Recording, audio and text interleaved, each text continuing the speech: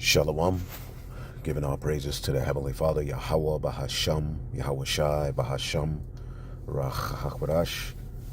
Double honors to the apostles, the bishops, and the elders at Great Millstone who rule well. Peace and salutations, as always, to the elect. And I just want to go into 1 Corinthians, the 8th chapter, more straight to the point. I did a video on this last night, which is a little longer, going into some history. There was a lot going on during the video, a lot of noise. So it was a lot of vexation. Had to stop the video a few times, but the edification still went out. So you could check out the last video going into the Genesis Israelites, saying that the Apostle Paul taught adultery. I just wanted to do more of a straightforward, video going into it. All right, they are using 1 Corinthians, the 8th chapter. All right, in the 10th verse, highlighting the scripture, as it says, "For if any man see thee which has knowledge sit at meat in idol's temple, shall not the conscience of him which is weak be emboldened to eat those things which are offered to idols?" All right, and when you read it in the NLT, it says, "For if others see you with superior knowledge," all right, which ultimately points to one who's stronger in the faith. All right, but the issue was that individuals who were stronger in the faith, all right, weren't being mindful with their liberty as they were eating, all right, the foods that were sold in the shambles, or maybe going into particular, all right, environments where non-believers were, and they were eating these meats, all right, that were used in particular sacrifices, and then after the sacrifices they were used, all right, just as everyday meat to go along with a feast. Either they were sold, and we went into that here in this lesson using this article as we're dealing with here, okay, that a lot of these foods that were sold in the shambles, okay, and a lot of these temples also acted as butcher shops where people bought meat from, and restaurants. Okay, it says, throughout the Roman Empire, animals were sacrificed to gods at feast and public occasions. Part of each offering was used in a ceremonial meal or went to the donor. The remainder was often sold in public meat markets. The dilemma was, should followers of Yahweh Shai eat the meat that had been offered to idols? Particular Jews had prohibitions. Pagan temples often served as restaurants and butcher shops. All right, so I gave the example of when you walk into, in this day and age, when you walk into an Indian restaurant, or, a so-called Vietnamese restaurant, Ammonite restaurant, African restaurant, when you often go into these particular places, or Eastern, so-called Eastern restaurants, Greek food, often you see idols, you see gods, you see their calendars, you see, representation of their beliefs. All right, these in this day and age can be likened to temples. Back then, all right, these particular temples were restaurants as well. All right, so you had a dilemma going on in the church that Paul had to address here in 1 Corinthians, the 8th chapter, okay? And Paul came to a very, very balanced conclusion that you have to be careful, because when you read it, all right, just to get to the point, 1 Corinthians 8, all right, and 1 in the NLT. Now, regarding your question about food, it's speaking of the food. It's not speaking of the different practices that were associated with the sacrifices. It's speaking of the food that were associated with these sacrifices, which, at the end all be all, is if, your conscience, is bothered by eating at an, so-called East Indian restaurant, or eating at a restaurant where you see idols of other nations, you have every right in your liberty not to eat that food. All right. But one who is stronger in the faith, in whom the idol has no power over, All right, he may go and get the food, all right, and just eat the food, as you know, in his opinion, the gods are fake. He just wants the food. You know, his conscience is not defiled. All right, and basically, you had those who were stronger in the faith, okay, not being mindful of how their actions could, you know, harm those who were weaker in the faith. So right here, Paul says, now regarding your question about food that has been offered to idols, yes, we all know that knowledge, all right, that we all have knowledge about this issue. But while knowledge makes us feel important, it is love that strengthens the church. Now, when you jump down to verse, let's go to verse 5. Okay, as a matter of fact, let's just read through. Anyone who claims to know all the answers really doesn't know very much. So you have particular men who were stronger in the faith. All right, they, you know, this idol is fake. You know, the Most High made, you know, chicken. The Most High made goat. You know what I'm saying? These heathen, you know, they sacrifice it to their gods, but nigga, you know, afterwards it's just meat. Because again, after they did their sacrifices and various different things, you know, they had particular places where the meat would go. A lot of the few places where it would end up is in the shambles, which is a market, which is like today's, you know, Kroger, today's Walmart, today's Whole Foods, today's, you know, average market you go into to buy food. All right. Also, particular restaurants, okay, would be set up next to these temples where ultimately they would sell the rest of the meat as well. So you had particular followers of Yahweh Shai coming out of Gentile lifestyles. You know, that particular meat, to them, it was, you know, it scared them to eat it. It's like, nah, if I eat that, the Lord will kill me. But then you would have some who've been around longer or who came to the conclusion that the idol was nothing. All right. Again, when you're dealing with this chapter, you're dealing with the meat. Okay. The food. All right. That was a result of these sacrifices that was left over. Okay. As we just showed you. Let's read it again. Let's go back before we finish it. You know how Jake's mind is. Okay.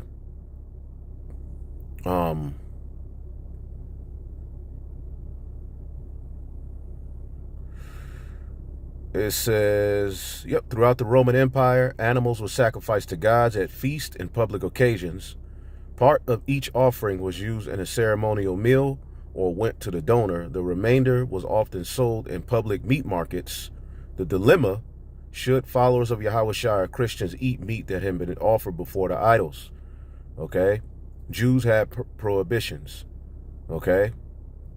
Pagan temples often served as restaurants and butcher shops. Okay, so, you know, when you deal with Corinth, where Paul wrote this letter to, everywhere they looked, or it was nothing but these particular places where they would have access to get food, or some of them, all right, would work for a particular master who wasn't necessarily a believer, all right, and he would do, you know, have sacrifices and do his thing, or go to these sacrifices and bring, all right, food home and give to his servant, like, look, you know, and the servant would know, well, this food, you know, my master is not a believer. What should I do? So a lot of these questions came up. So it's not one cut and dry situation and scenario. All right. But Paul ultimately approaches this situation, all right, with balance, as we're going to get into real quick. It says in 1 Corinthians 10, Paul returned to the issue, telling his followers to what? Flee from idolatry. So Paul always taught against idolatry. The issue here, all right, is whether we should eat the meat. Paul in 1 Corinthians 10 and 25 says, eat whatever is sold in the shambles. Of course, these are followers of Yahweh Shai, so it wouldn't be unlawful meat. But again, goat, ox, you know, the particular meats that were used in pagan sacrifices were sold in these places. So Paul said, for your conscience sake, just eat the meat. Just buy it, you know, pray to Yahweh B'Shem Yahushai, eat the meat. Okay?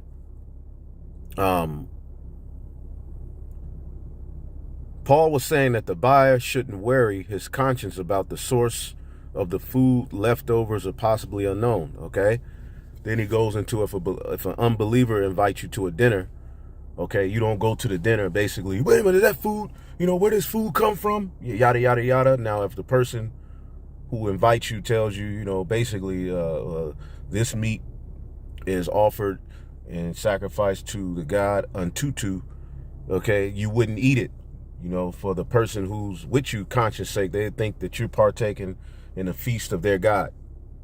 Okay, so there was many examples that Paul addressed, but here in 1 Corinthians, the 8th chapter, right, he's addressing, okay, food that has been offered to idols. 1 Corinthians 1:8-1.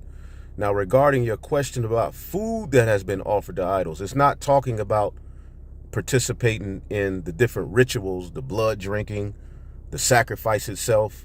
It's speaking of the food, okay, which all of the food you have access to here in America is offered to an idol in some shape, form, or fashion.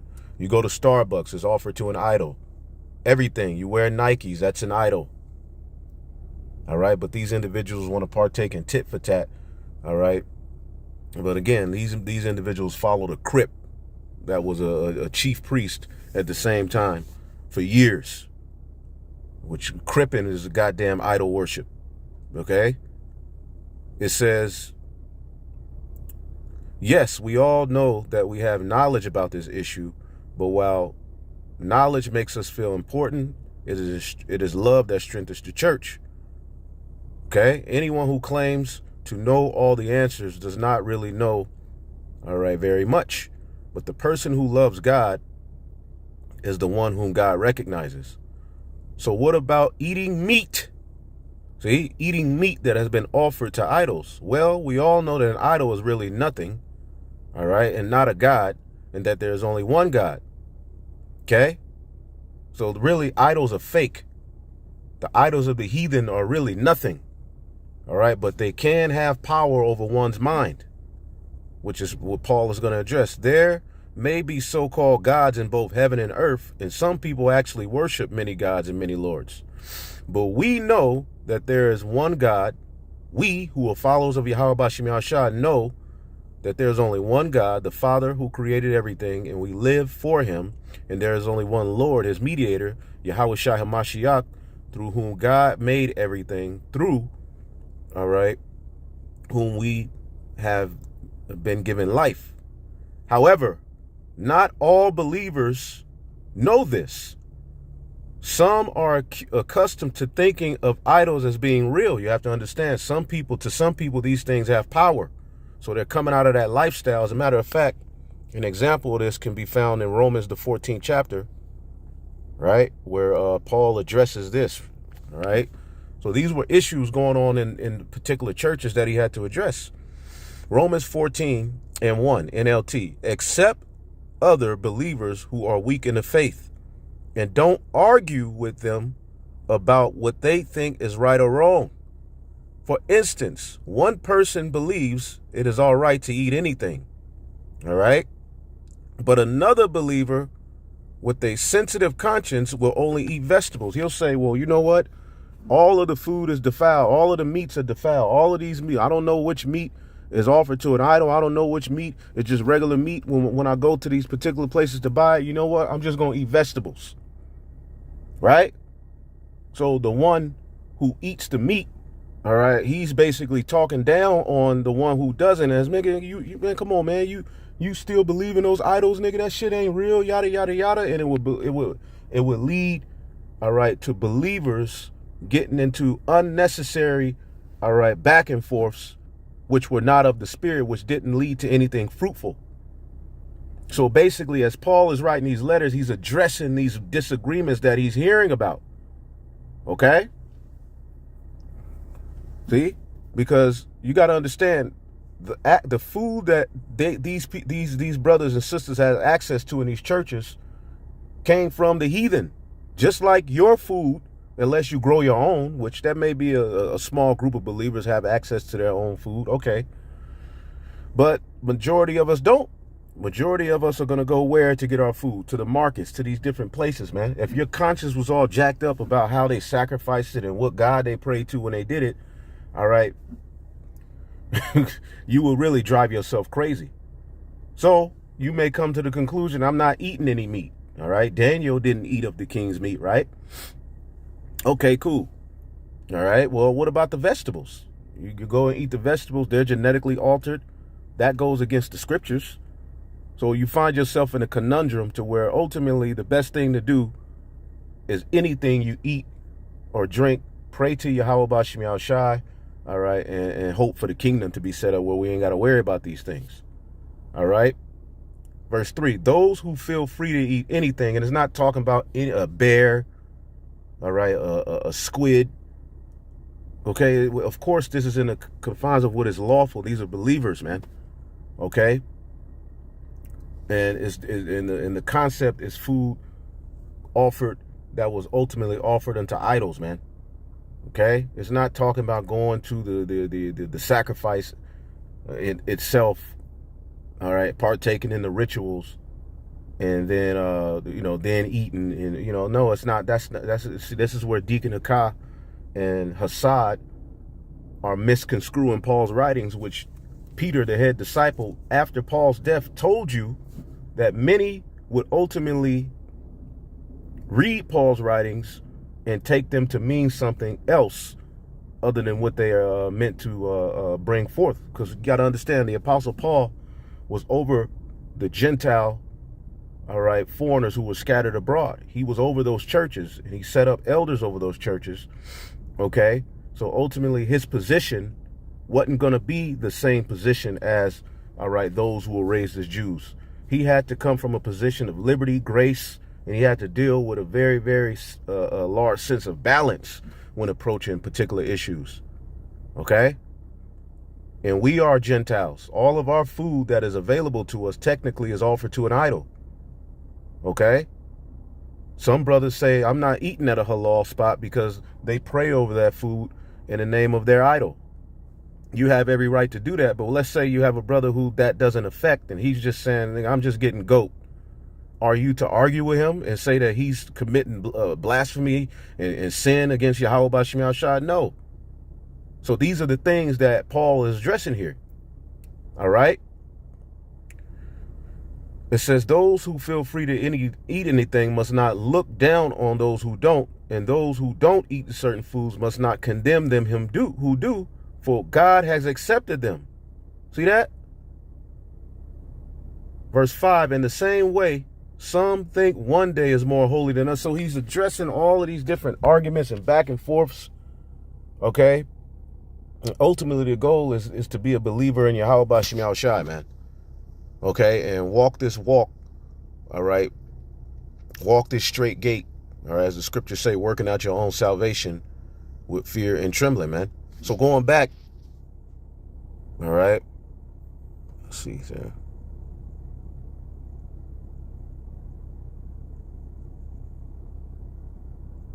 So he's getting into it, verse 10. So why do you condemn another believer? Why do you look down on another believer? Remember, we all stand. All right, we will all stand before the judgment seat of Yahweh Bashim Yahweh Shai. All right. Verse 12. Yes, each of us will give a personal account to God. So each person's measure of faith, each person's, the things, particular things, others may partake and do under their liberty. As long as you're not just being a goddamn demon, right? Some things that certain believers and brothers do, I won't do. Some things brothers partake in this world, I'm not going to partake in it. Okay? But am I to just sit here and condemn him unless he's destroying himself and being a burden to the camp? Ultimately, you just got to let some brothers be. Okay? As long as he's not being a complete demon and just committing transgression on a crazy level, then ultimately some brothers you just got to let do what they do. Some brothers are into things in this world, okay, that I myself, it may bother my spirit to do that. Okay? But some brothers are into things and they do particular things. They involve themselves in particular things in this world. Okay? And to them, it's just, they know how to deal in that arena. So the Apostle Paul in 1 Corinthians, the 8th chapter, okay, he's saying, look, we know, 1 Corinthians 8 and 6, we know that there is only one God, Yahweh, the Father who created everything, and we live for him. And there is only one Lord, Yahweh Shah HaMashiach, through whom God made everything and through whom we have been given life. However, not all believers know this. Some are accustomed to thinking of idols as being real. So when they eat food that has been offered to idols, they think of it as worship of real gods, and their weak consciousness is violated. So you'll have someone who will eat, all right, in one of the food from one of these markets, all right, back here in Rome, okay, sacrifice, and they know that right next to it is a temple where sacrifices go forth to the god Dionysus, okay, to Asclepius. Okay, so when they're eating that food, they're like, man, I'm partaking of food that was offered to another god. Where one could just eat the food and be like, nigga, it's chicken. See? It's true that we can't win God's approval by what we eat. We don't lose anything if we eat it, and we don't gain anything if we do. So Paul comes with a balance. Again, you have some who came to the conclusion that the idols that these things are offered to is fake, is sold at the restaurant or the shamble. Shit good. Rice, shit falling off the side of his mouth. It don't bother him. But you would have another who that will bother. But you must be careful so that your freedom, your liberty, your grace does not cause others with weaker conscience to stumble, man. And this can go further than this meat. All right? You may have a brother who alcohol really messes with. Okay? Turns him into a loser. He don't know how to handle it. His everyday life gets jacked up. Okay? It's not wise, all right, to sit and let's have a drink with that brother. So again, you can't cause your liberty, all right, and your freedom in Yahweh, Bahashim Yahweh Shai, your freedom in Yahweh Shai to become a stumbling block to those that are weak. Okay? There's various different issues that we can tap into where this is could apply. Right? Give me 1 second here. Is this phone ringing? Hold up. 1 second. All right, Salakia.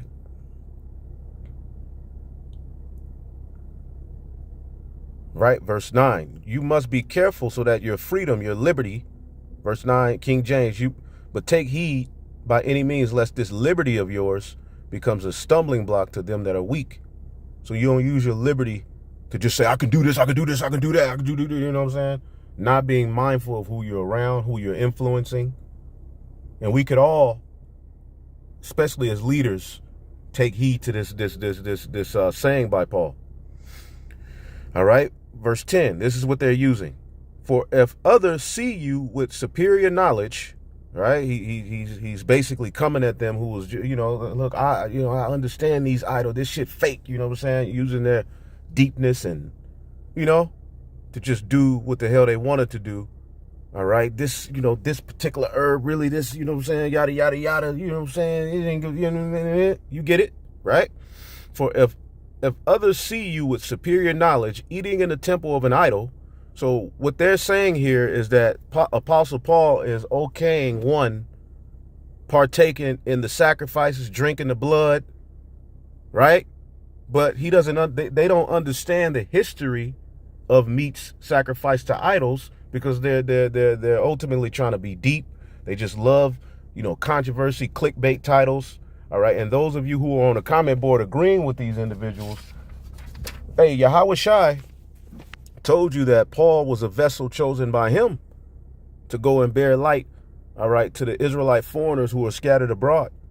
We always read where Peter says, all right, people misconstrue Paul's writings to mean what they don't mean unto their own destruction. So y'all need to be careful. Okay, it's talking about the places, all right, or you may be invited to a feast by a non-believer, all right, and they don't believe in Yahweh Bashim Yahweh Shai. You may go to one of these, butcher shops to get some meat, all right, and ultimately it's tied to a temple, which is what? A restaurant. Okay? Pagan temples often served as restaurants and butcher shops. The shambles. Okay? So you err not knowing the scriptures. He's saying if if others see you, those who are weaker in the faith see you with your superior knowledge eating in a temple, which those temples were likened unto restaurants, just like in India. I mean, we can deal, all right, with Indian restaurants alone. Okay? Which if you go in there, that's technically a temple. You see their gods. The servers have the red dot on their head. They have idols around their neck. Okay?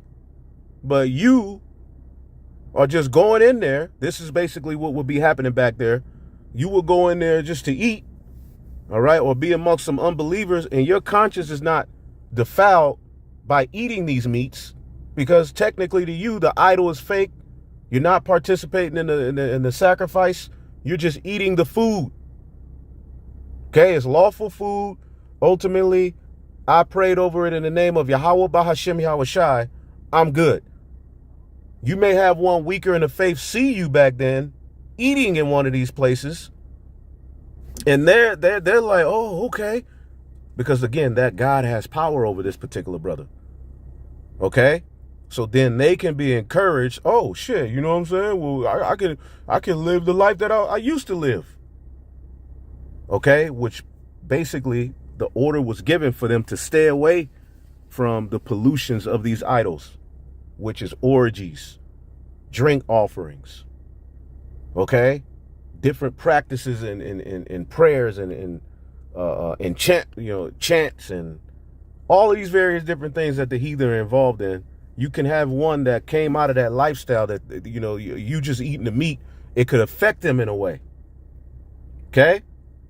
So because of your superior knowledge, a weak believer for whom Yahushua died will be destroyed. See? And when you sin against other believers by encouraging them to do something that is wrong, you are sinning against Yahushua.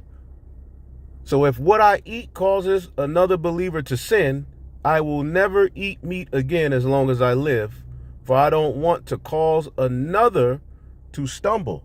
So where in this scripture does the Apostle Paul okay idol worship? I don't understand that. And again, these are individuals that's on camera eating Taco Bell, all right, In-N-Out Burger, Kentucky Fried Chicken, Sun-Kissed sodas, Pepsis, okay? Wearing hats with different logos, wearing Nikes. All of this shit can be, excuse my French, all of this can be tied to idols, man. We can sit here and nitpick with each other here and there, but I know that while you have Nikes on, you don't worship the God. I know that while you have Starbucks, you don't worship the God. But let's say that I have Starbucks, which, I don't drink it, certain believers do, and that has the Queen of Heaven idol on it. Let's say that that's affecting a particular brother that I have that I'm drinking that. I just won't drink it around them no more. Okay? So Paul was never in this scripture telling you it's okay, all right, to worship idols. Okay? It's just that these temples were associated with shambles. These temples were associated with restaurants or places of dining in the ancient world that certain believers in Yahushua was like, okay, well, shit, I'm going to go eat. Just like your black ass go to the Thai food restaurant, okay, and everything else, okay, in these times. I typed in, can Indian or Chinese restaurants be modern day temples? That's a really sharp question. And yes, in a cultural and spiritual parallel sense, certain restaurants like Indian or Chinese ones could reflect aspect of what ancient temples were in Paul's time. Okay? In the Greco-Roman world, temples weren't only religious buildings, but also centers of social life and feasting. Okay? Animals offered to idols were partly burned for the gods, and the rest was cooked and eaten. And temples are sold in marketplaces. So dining in an idol's temple wasn't just eating food. It was like joining into a spiritual or cultural, fellowship meal. And this is how some believers looked at it. But to another believer, it may just be, I'm eating the food. Okay? So let's not see Deacon Hakah or any of these guys eat any of these cultures' food where idols and different calendars and pictures of other gods and things like that are. Okay? But they'll eat In-N-Out Burger. Don't you know all of these different places you get food? First of all, the food ain't real. And it's all tied to idol worship. The owners of these different places and corporations are completely wicked, man. All right? So, yes, you know, in a nutshell, okay, these different temples, okay, eating in a temple with idols or incense burning may bother some believers' conscience, especially if the food is presented before idols. Buying takeout from such a place without engaging in worship, all right, just commerce, is not the same as temple feasting. Yada, yada, yada. The believer can sanctify the food with prayer, giving glory to the creator, not the idol. You know, so basically this is what was being talked about in 1 Corinthians 8. Lord willing, we'll be back with more. Shalom.